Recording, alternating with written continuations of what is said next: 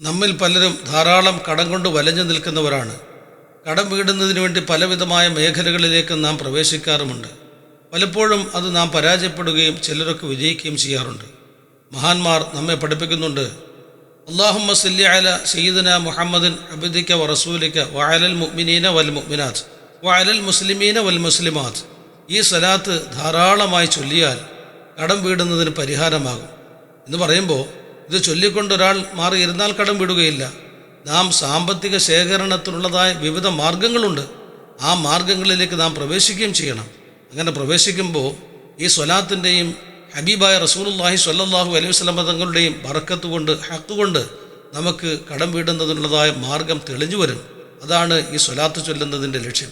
ആയതുകൊണ്ട് ഈ സ്വലാത്ത് ധാരാളമായി നമുക്ക് എപ്പോഴെല്ലാം ഒഴിവ് കിട്ടുമോ അപ്പോഴെല്ലാം ധാരാളമായി ചൊല്ലിയാൽ നമ്മുടെ കടം വീടുന്നതിന് പരിഹാരമാകും. അല്ലാഹു സുബ്ഹാനഹു വ തആല കടത്തിൽ നിന്ന് നമ്മെ എല്ലാവരെയും മോചിതരാക്കി അനുഗ്രഹിക്കുമാറാകട്ടെ.